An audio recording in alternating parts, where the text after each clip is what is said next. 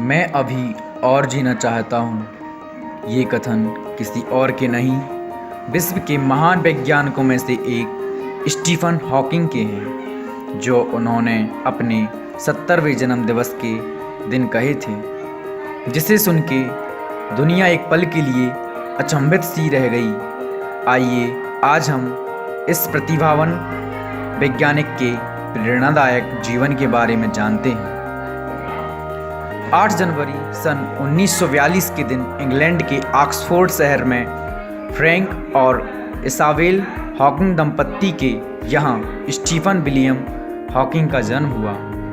गौरतलब है कि विश्व के एक अन्य महान वैज्ञानिक गैलीलियो गैलीला और स्टीफन हॉकिंग की जन्मतिथि एक ही है। बचपन से ही हॉकिंग असीम बुद्धिमत्ता से भरे हुए थे, जो लोगों को चौंका देती थी। हॉकिंग अपने पिता फ्रैंक द्वारा लिए गए एक दत्तक पुत्र और अपनी 2 बहनों में सबसे बड़े थे। उनके पिता डॉक्टर थे और माँ एक हाउसवाइफ थी। स्टीफन हॉकिंग की बुद्धि का परिचय इसी बात से लगाया जा सकता है कि बचपन में लोग उन्हें आइंस्टीन कह के पुकारते थे। जब हॉकिंग पैदा होने वाले थे तब उनका परिवार लंदन में था, लेकिन दूसरे विश्व युद्ध के कारण वो ऑक्सफोर्ड में आके बस गए और 11 साल के बाद सेंट एलिवेज में आ गए, जहां हॉकिंग की शुरुआती शिक्षा हुई। बचपन से ही स्टीफन गणित विषय में गहरी रुचि थी, लेकिन उनके पिता उन्हें डॉक्टर बनाना चाहते थे।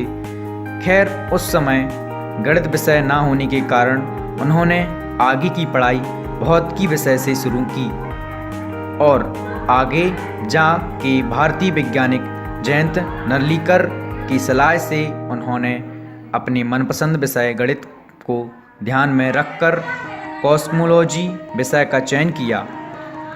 उन्होंने अपनी पीएचडी के लिए ऑक्सफोर्ड यूनिवर्सिटी की परीक्षा पास की और अपनी आगे की पढ़ाई शुरू की।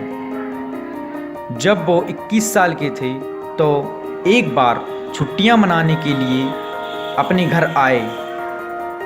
वो सीढ़ी से उतर रहे थे कि तभी उन्हें बेहोशी का एहसास हुआ और वो तुरंत ही नीचे गिर पड़े।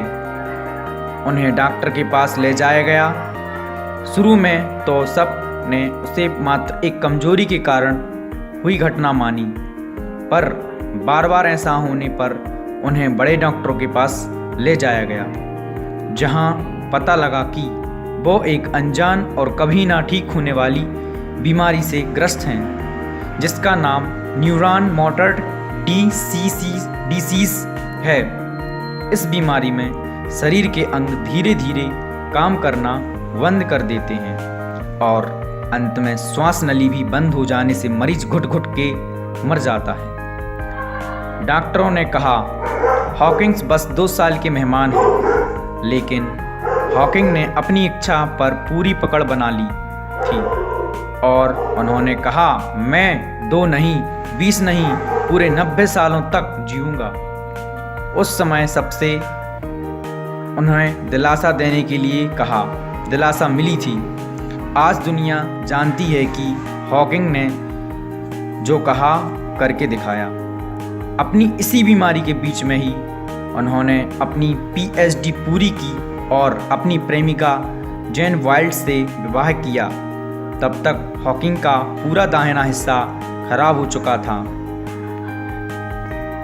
अब हॉकिंग ने अपने वैज्ञानिक जीवन का सफ़र शुरू किया और धीरे धीरे उनकी ख्याति पूरी दुनिया में फैलने लगी, लेकिन वह दूसरी ओर उनका शरीर भी उनका साथ छोड़ता चला गया। धीरे धीरे उनका बायां हिस्सा भी बंद पड़ गया, लेकिन उन्होंने इन सब चीज़ों पे ध्यान ना देकर अपनी विज्ञान की दुनिया पे ध्यान दिया। बीमारी बढ़ने पर उन्हें व्हीलचेयर की ज़रूरत हुई। उन्हें वो भी दे दी गई और ये चेयर तकनीकी रूप से काफ़ी सुसज्जित थी। लोग यूं ही देखते चले गए और हॉकिंग मौत को मात पे मात देते रहे। उनकी इच्छा शक्ति ने मानो उन्हें मृत्युंजय बना दिया हो। इसी बीच हॉकिंग 3 बच्चों के पिता भी बने, यही कहा जा सकता है हॉकिंग सिर्फ शारीरिक रूप से अपंग हुए थे, ना कि मानसिक रूप से। उन्होंने अपनी बीमारी को एक वरदान के रूप में लिया। वो अपने मार्ग पर आगे बढ़ते चले गए और दुनिया को दिखाते चले गए कि उनकी इच्छा शक्ति और उनकी बुद्धिमत्ता कम नहीं आंकी जा सकती। उन्होंने ब्लैक होल का कॉन्सेप्ट दुनिया को दिया। उन्होंने हॉकिंग रेडिएशन का विचार भी दुनिया को दिया।